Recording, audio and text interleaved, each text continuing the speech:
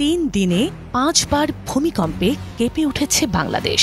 প্রথম দিন শুক্রবার 21 নভেম্বর সকালে, দ্বিতীয় দিন শনিবার সকালে একবার ও সন্ধ্যায় দুবার ভূমিকম্পে বাংলাদেশ কেঁপে ওঠে।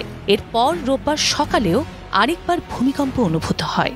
এই 5 বারের ভূমিকম্পের মধ্যে শুক্রবারের 5.7 মাত্রা ভূমিকম্পকে ভবিষ্যতের জন্য বড় ভূমিকম্পের সতর্কবার্তা হিসেবে দেখছেন বিশেষজ্ঞরা। তারা বলছেন, বড় মাত্রার ভূমিকম্প হলে দেশে $344 বিলিয়ন সমপরিমাণ সম্পদ ক্ষতির মুখে পড়তে পারে।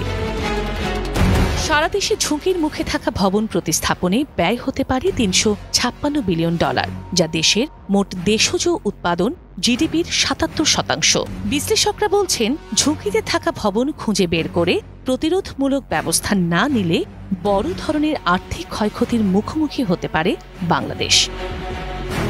2023 সালে ভূমিকম্পে দুর্বলতা ও বাংলাদেশে পদ্ধতিগত ঝুঁকি মূল্যায়ন শীর্ষক একটি অন্তর্বর্তীকালীন গবেষণা প্রতিবেদন প্রকাশ করে ইতালির গ্লোবাল আর্থকোয়াক মডেলিং ফাউন্ডেশন জেম। প্রতিবেদনে বাংলাদেশ ও এর চারপাশের সক্রিয় ফল্ট জোন থেকে উদ্ভূত ভূমিকম্পের ঝুঁকির মুখে দেশে বিরাজমান বড় ধরনের দুর্বলতার বিষয়টি তুলে ধরা হয়। প্রতিবেদনে সম্পদের ঝুঁকির ক্ষেত্রে আবাসিক, বাণিজ্যিক ও শিল্প সম্পদের ভৌগোলিক অবস্থান ও মূল্য বিবেচনায় নেওয়া হয়েছে।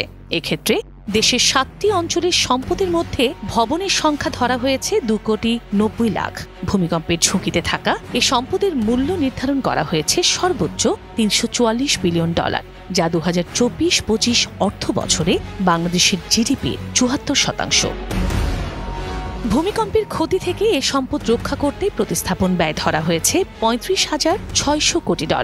ঢাকা ও চট্টগ্রাম অঞ্চলে সম্পদের পরিমাণ ও প্রতিস্থাপন ব্যয় হবে সবচেয়ে বেশি।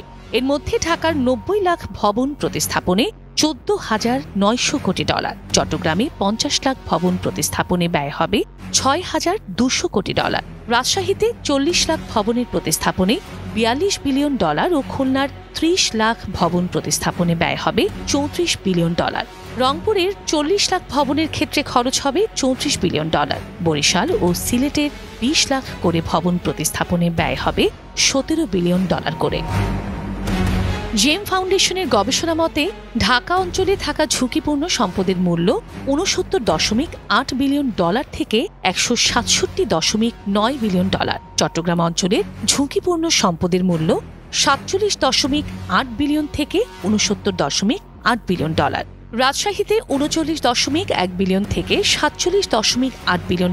রংপুর ও খুলনা অঞ্চলে $19.4 বিলিয়ন থেকে $39.1 বিলিয়ন। সিলেট ও বরিশাল অঞ্চলের সম্পদের মূল্য $18.9 বিলিয়ন থেকে $19.4 বিলিয়ন।